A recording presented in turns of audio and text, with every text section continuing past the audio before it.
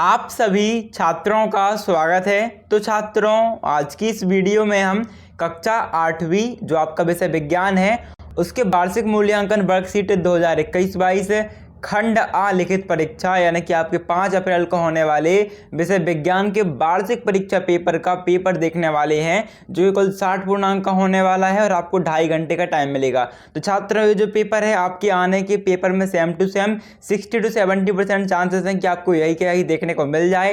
तो इसका आपको पूरा का पूरा पेपर अच्छे से तैयार कर लेना है, उसके बाद ये एग्जाम देने जाना है, जिससे आप बड़े ही आराम से अच्छे मार्क्स लेके आ सको। ठीक है छात्रों, तो वीडियो पे अंत तक बने रहिएगा।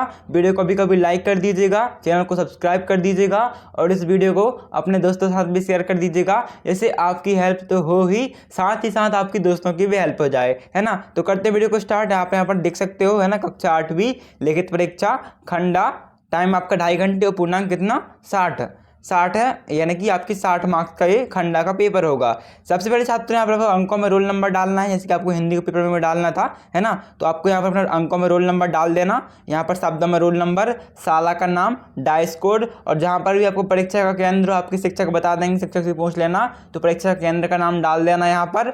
और यहाँ पर परीक्षा की दिनांक यानी कि 5 अप्रैल डाल देना। ठीक है। फिर छात्रों, यहाँ पर निर्देश पढ़ सकते हो आप। उपरोक्त की पूर्ति परीक्षार्थी स्वयं करें और वर्कशीट में दिए गए प्रश्नों के उत्तर वर्कशीट में प्रश्न नीचे आगे दिए स्थान में निर्देशानुसार लिखे जाएं। फिर मूल्यांकनकर्ता के उपयोग हेतु तो आप मत बढ़ना, ये आपके शिक्षक बढ़ेंगे। ठीक है। यहाँ पर से वर्कशीट पर कार्य प्रारंभ करें खंड आ। तो देखते हैं यहाँ पर सबसे पहले क्वेश्चन आपका।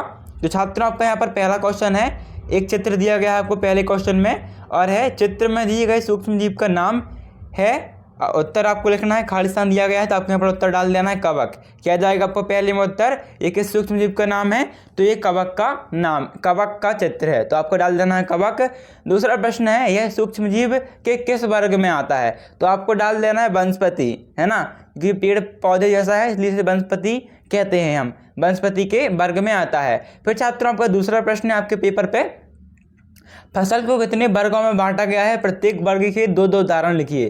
तो आपको लिखना है फसल को 3 वर्गों में बांटा गया है, पहला रबी, दूसरा खरीफ और तीसरी एक और होती है कौन सी, जायद। आपको 2-2 उदाहरण लिखने हैं, तो रबी में चना लिख देना और सरसों, खरीफ में धान मक्का, जायद में खीरा और खरबूज। ठीक है। फिर छात्रों, आपका तीसरा प्रश्न है, जो कि मिट्टी में रहने वाले केंचुए एवं सूक्ष्म जीवों को किसानों के मित्र क्यों कहा गया है, तो आपको उत्तर डालना है, मिट्टी में रहने वाले केंचुए एवं सूक्ष्म जीवों को किसानों का मित्र कहा जाता है क्योंकि ये मिट्टी को पलटकर पोला करते हैं तथा ह्यूमस बनाते हैं, जो कि पौधे की वृद्धि के लिए आवश्यक है। ठीक है, ये आपका उत्तर आ जाएगा। फिर छात्रों, आपका यहाँ पर चौथा क्वेश्चन है इस पेपर में, जो कि आपके लिए अत्यंत महत्वपूर्ण है।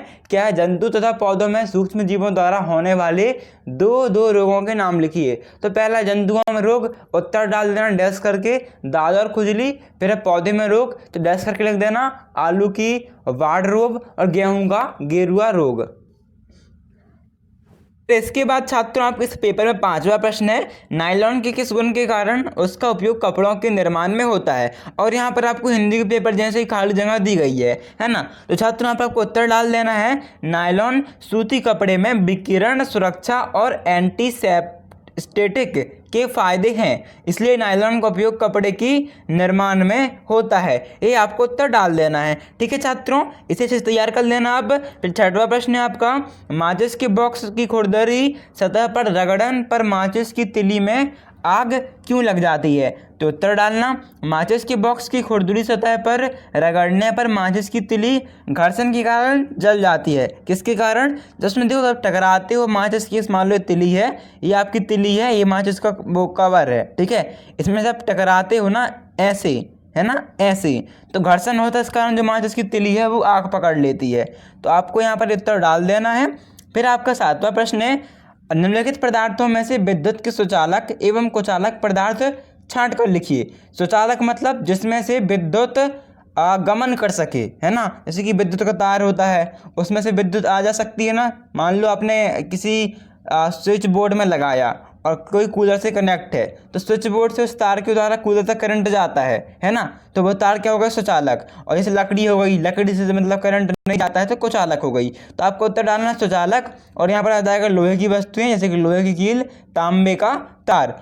एल्यूमिनियम का तार, सारे के सारे तार आ जाएंगे। और कुचालक में आपका आ जाएगा गंधक, कोयला, प्लास्टिक, लकड़ी का खिलौना। फिर छात्रों आपका देखो 8वां प्रश्न है, कचरे के ढेर से गाय व अन्य जानवर खाद्य अपशिष्ट के साथ साथ पॉलीथीन की थैली व खाद्य पदार्थों के रैपर भी निकल लेते हैं। रैपर का मतलब झिल्ली, पन्नी है, जैसे कि आप कुरकुरे खा उसकी जो पन्नी होती है कहीं भी फेंक देते हो, फिर उन्हें कोई जीव गाय खा लेती है तो उन्हें बीमारी होती है, उनकी मृत्यु का खतरा होता है, वो है।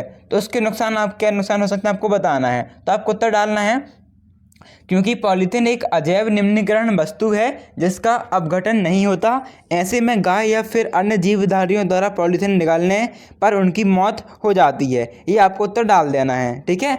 फिर आपका 9वां प्रश्न है, धातु एवं अधातु में अंतर लिखिए। ये आपका छात्रों का क्वेश्चन जरूर आएगा, तैयार कर लो, आपके सेम टू सेम क्वेश्चन आएंगे। सभी धातुएं चमकीली होती हैं जबकि अधातु में कोई चमक नहीं होती, जबकि अधातु ऊष्मा विद्युत की कुचालक होती हैं और धातु ऊष्मा की कुछ सुचालक होती है ना। ये दो अंतर आपके हो जाएंगे। फिर आपका 10वां क्वेश्चन है, कार्बनीकरण किसे कहते हैं। तो कार्बनीकरण यौगिक कार्बन, हाइड्रोजन और अन्य तत्वों से मिलकर बने यौगिकों को कार्बनीकरण कहते हैं। 11वां है, भारत में प्राकृतिक गैस कहाँ कहाँ पाई जाती है। उत्तर डालना, देश में प्राकृतिक गैस का सबसे बड़ा भंडार कृष्णा गोदावरी घाटी में अनुमानित है, देहरादून आसमक भी सम्मिलित हैं। फिर इसके बाद छात्रों आपका 12वां प्रश्न है, वैक्सीन टीका हमारे शरीर में किस प्रकार कार्य करती है। तो आपको उत्तर डालना है वैक्सीन टीका, है ना। तो उत्तर डाल देना, टीका एक जीवी के शरीर का उपयोग करके बनाया गया द्रव्य है जिससे प्रयोग से शरीर में किसी रोग विशेष से लड़ने की क्षमता बढ़ जाती है। टीका लगाने का मुख्य प्रयोजन, ठीक है, बिना रोग उत्पन्न किए शरीर में रोग निरोधी प्रतिरक्षी का निर्माण करना है। छात्रों ये आपको उत्तर आ जाएगा, आपको सेम टू सेम उतार लेना है। फिर आपका 13वां प्रश्न है, सजीवों में कोशिका को मूलभूत संरचनात्मक इकाई क्यों कहा जाता है। तो उत्तर डालना, क्योंकि सजीव के शरीर का निर्माण कोशिका के द्वारा ही होता है। फिर आपका अगला प्रश्न 14वां, सोडियम धातु को मिट्टी के तेल में संचित कर क्यों रखा जाता है। तो यहाँ पर लिखना है आपको, सोडियम अभिक्रिया धातु है, यह हवा में स्वतः जलने लगती है और सोडियम ऑक्साइड का निर्माण करती है, इसलिए इन्हें सुरक्षित रखने तथा आकस्मिक आग को रोकने के लिए मिट्टी के तेल में डुबोकर रखा जाता है। फिर आपको 15 प्रश्न है, बल लगाने पर किसी वस्तु में क्या क्या परिवर्तन होते हैं। तो आपको उत्तर डालना है, वस्तु की चाल बदल जाती है, पहला। दूसरा, वस्तु की गति की दिशा में परिवर्तन हो सकता है। और तीसरा, इससे वस्तु का आकार परिवर्तित हो सकता है। फिर छात्रों आपका जो अगला क्वेश्चन आता है, अभी यहाँ पर लघुत्तरी क्वेश्चन स्टार्ट हो चुके हैं, है ना। तो 16वां है, पहेली ने आधा किलो आटा लेकर उसमें थोड़ी सी चीनी डालकर गर्म जल मिलाया तथा एक चुटकी ईस्ट पाउडर मिलाकर गूंथ लिया। 2 घंटे पश्चात उसने देखा आटा फूल गया है। पहेली के निम्न प्रश्नों के उत्तर देने में मदद कीजिए। पहला प्रश्न है, आटे के फूलने में ईस्ट किस प्रकार सहायक है। तो आपको उत्तर डालना है, ईस्ट को जब आटे में मिलाकर कुछ देर रखा जाता है तो इसमें कार्बन डाइऑक्साइड और अल्कोहल का निर्माण हो जाता है, अतः आटा फूल जाता है। ये आपको उत्तर आ जाएगा। आप यहाँ पर अतः लिख लीजिएगा, आटा के पहले अतः आटा फूल जाता है। फिर आपका दूसरा प्रश्न है, ईस्ट का उपयोग किस उद्योग में किया जाता है। तो ब्रेड एवं केक उद्योग में। तीसरा है, क्या इडली व डोसा बनाने में ईस्ट का उपयोग होता है। तो आपको उत्तर आ जाएगा, नहीं होता है, ठीक है। फिर आपका 17वां प्रश्न है, प्रोकैरियोटिक व यूकैरियोटिक कोशिका में अंतर लिखिए।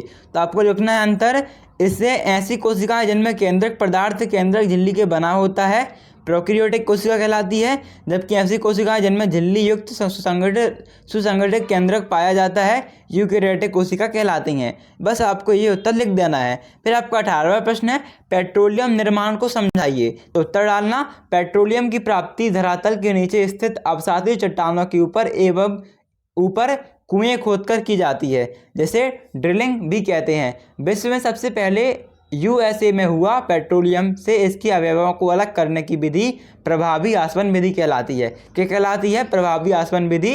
ये आपका आ जाएगा पेट्रोलियम निर्माण का प्रक्रम।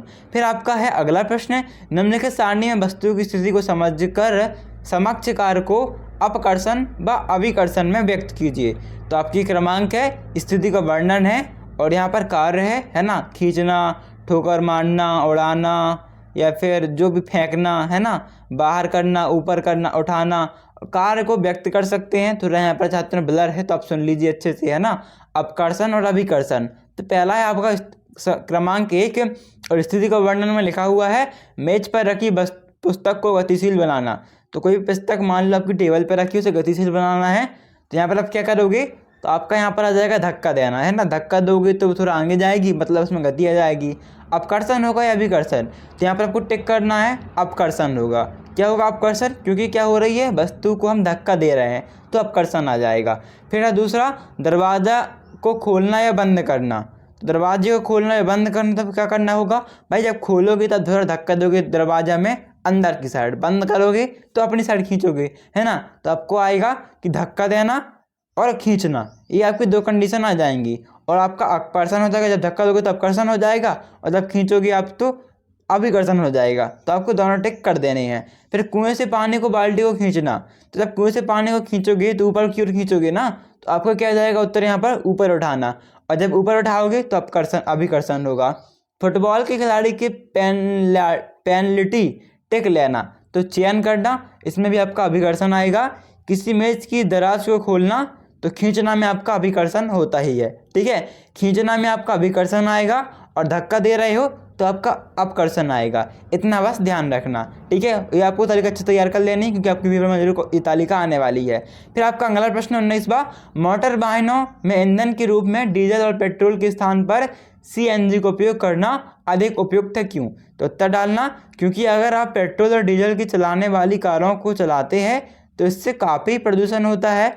वहीं इसकी जगह आप CNG कारों का इस्तेमाल किया जाता है तो इससे प्रदूषण कम होता है। छात्रों ये आपका उत्तर आ जाएगा, जिससे आपको सेम टू सेम उतार देना है। साथ ही साथ छात्रों, यदि आपने अभी तक वीडियो को लाइक नहीं किया है तो वीडियो को लाइक कर दीजिएगा, चैनल को सब्सक्राइब कर दीजिएगा, और इस वीडियो को अपने समस्त दोस्तों के साथ शेयर कर दीजिएगा, जिससे आपके साथ साथ आपके दोस्तों की भी हेल्प हो जाए, है ना। और हम आपको जैसे नेक्स्ट वीडियो डालें तो आपको सबसे पहले मिल भी जाए, इसलिए चैनल को सब्सक्राइब करना बिल्कुल मत भूलना, और बाजू में एक बेल आइकन बनी होगी उसे भी प्रेस कर लेना। फिर आपका 20वां प्रश्न है, पेट्रोलियम के विभिन्न संगठकों के नाम तथा उनके उपयोग लिखिए।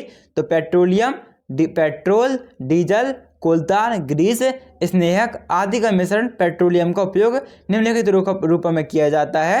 परिवहन में, औद्योगिक ऊर्जा के रूप में, प्रकाश व ऊष्मा जनन हेतु, है ना, स्नेहक के रूप में, पेट्रोकेमिकल उद्योगों में। ये आपको उत्तर डाल देना है। फिर छात्रों आपका 21वां प्रश्न है, मोमबत्ती को ज्वाला का नामांकित चित्र बनाकर इसके विभिन्न क्षेत्रों को समझाइए। तो आपको एक मोमबत्ती का चित्र बनाना है, उसमें ज्वाला बनाना है, सबसे बड़े भाग को लिख देना, सबसे गर्म मोम, सबसे गर्म भाग, है ना। थोड़ा नीचे लाना है, एरो करना है, गर्म भाग, और सबसे नीचे लिख देना सबसे गर्म भाग। और ये आपकी आ जाएगी सिंपली मोमबत्ती, या आप लिख सकते हो ओनली मोमबस, क्योंकि हमारी ये मोमबस होती है ना, बत्ती तो ऊपर होती है, पर आप मोमबत्ती लिख सकते हो, मोम भी लिख सकते हो। फिर आपको दूसरे साइड जाना है ज्वाला की, और बीच बीच में लिख देना है पूर्ण वाहन का बाहरी क्षेत्र, ठीक है, नीला। फिर नीचे चलना है, आंशिक दहन वाला मध्य भाग पीला, और जहाँ बत्ती बनी हुई है ना, ये यहाँ पर एरो करना है, लिख देना है बिना जली मोमबत्ती का सबसे आंतरिक क्षेत्र काला। फिर छात्रों आपको यहाँ पर अगला प्रश्न है 22वां, निम्नलिखित को समझाइए। लोहे में जंग लगना, तो यहाँ पर आप देख सकते हो उत्तर, लोहा ऑक्सीजन और नमी के संपर्क में आता है तो लोहा इनके साथ क्रिया करके कुछ अनचाहा कंपाउंड बना लेता है और लोहा खराब होने लगता है, इसी कारण उसका रंग भी बदल जाता है। इसे लोहे पर जंग लगना कहते हैं। दूसरा है विस्थापन अभिक्रिया, उत्तर डालना, जब किसी कम प्रतिक्रियाशील धातु का ठीक है, ये यहाँ पर कटा हुआ है, इसे मत लिखना आप, जब इतना लिख देना, जब किसी कम प्रतिक्रियाशील धातु का किसी अधिक प्रतिक्रियाशील धातु से अभिक्रिया कराई जाती है, करवाया है, तो अधिक प्रतिक्रियाशील धातु उसे लवण में से कम प्रतिक्रियाशील धातु को विस्थापित कर देता है, इसे यहाँ पर लिखना कर देती है, इसे अभिक्रिया को विस्थापन अभिक्रिया कहते हैं। दूसरा है धातुओं की जल से क्रिया, तो आपके सामने उत्तर है छात्रों, अच्छे से तैयार कर लेना, हम आपके लिए पढ़ भी देते हैं कि जल के साथ अभिक्रिया करके धातु हाइड्रोजन गैस तथा धातु ऑक्साइड बनाते हैं। ये जल में घुलकर धातु हाइड्रोक्साइड बनाते हैं, पर सभी धातु जल के साथ अभिक्रिया नहीं करते हैं। पोटेशियम एवं सोडियम जैसे धातु ठंडे जल के साथ तेज अभिक्रिया करते हैं। ये आपका उत्तर आ जाएगा। फिर छात्रों आपका लास्ट है एक दीर्घोत्तरीय प्रश्न में, जो कि है जहाँ तक संभव हो प्लास्टिक के उपयोग से बचिए, इस कथन की व्याख्या कीजिए। तो आपको उत्तर डालना है प्लास्टिक प्रदूषण हमारे पर्यावरण को काफ़ी तेजी से नुकसान पहुँचा रहा है। प्लास्टिक पदार्थों से उत्पन्न कचरे का निस्तारण काफ़ी कठिन होता है। उत्पन्न कचरे का निस्तारण काफ़ी कठिन होता है और पृथ्वी पर प्रदूषण भी इसका काफ़ी अहम योगदान है। जैसे एक वैश्विक जंग, ठीक है, क्या लिखना है वैश्विक, सॉरी यार यहाँ पर लिखा हुआ है वैश्विक चिंता, क्या लिखना आपको वैश्विक चिंता का विषय है, बन गया है। तो छात्र यहाँ पर उत्तर लिख लेना आप, है ना, यहाँ पर चिंता ही लिखना, वैश्विक चिंता का विषय बन गया है। फिर छात्र आप लिखना प्लास्टिक बैग, बर्तनों और फर्नीचर के बढ़ते इस्तेमाल की वजह से प्लास्टिक के कचरे में काफ़ी वृद्धि हुई है, जिससे प्लास्टिक प्रदूषण जैसी भीषण समस्या उत्पन्न हो गई है। यह वह समय है जब हमें इस समस्या पर गंभीरतापूर्वक विचार करते हुए इसके समाधान के लिए प्रयास शुरू करने होंगे। फिर आपका 24वां प्रश्न है, जो कि है तंत्रिका कोशिका का रेखांकित चित्र बनाइए एवं इसके कार्य लिखिए। तो आपके सामने तंत्रिका कोशिका का चित्र है, इसे आप तैयार कर लेना, है ना। आपके पास कोई दूसरा चित्र हो तो आप उसे तैयार कर सकते हो, बाकी आपके सामने ये भी बिल्कुल बेस्ट चित्र आपको दिया हुआ है, ठीक है। फिर इसके बारे में आपको 3-4 लाइन लिखनी है, तो आप इन्हें भी लिख लीजिएगा। फिर आपका जो अगला प्रश्न है, खाद देने से फसलों को क्या लाभ होते हैं, तो आपके सामने लाभ है, इन्हें भी तैयार कर लेना। ये आपका दीर्घोत्तरीय का दूसरा है। और सबसे लास्ट क्वेश्चन है आपका मानवकर्ण का नामांकित चित्र बनाकर उसकी कार्यप्रणाली को समझाइए। तो ये है मानवकर्ण का नामांकित चित्र। मानवकर्ण, इसकी कार्यप्रणाली आपके सामने है। कान के बाहरी भाग की आकृति की फर्नल जैसी होती है। जब ध्वनि इसके प्रवेश अंदर, जब ध्वनि उसमें प्रवेश करती है तो यह एक नालिका से गुजरती है, जिसके सिरे पर एक पतली तनित झिल्ली होती है। इसे झिल्ली को कर्णपल कहते हैं। तो छात्रों ये थी आपके क्वेश्चन आंसर, जो कि हैं अत्यंत महत्वपूर्ण। और बिल्कुल छात्रों आपको मतलब यदि तैयार कर लेते हो ना, तो आपके 60 नंबर के पेपर में आप 40 में से ऊपर नंबर डेफिनेटली लेके आओगे, है ना। तो वीडियो सारा का सारा वॉच करना, सारे प्रश्न तैयार करना, उसके बाद ही पेपर देने जाना, ठीक है। अच्छे से तैयार कर लो, वीडियो को लाइक कर दो, चैनल को सब्सक्राइब कर लो, और बाजू में एक बेल आइकन बनी होगी तो उसे प्रेस कर लेना, जैसे आपको अगली वीडियो दें सबसे पहले आपको मिल जाए। दोस्तों साथ शेयर करना बिल्कुल मत भूलना। टेलीग्राम, व्हाट्सएप, इंस्टाग्राम सब जगह शेयर कर देना। तो थैंक्स फॉर वॉचिंग। अभी मिलते हैं अगली वीडियो पे, जब तक के लिए धन्यवाद।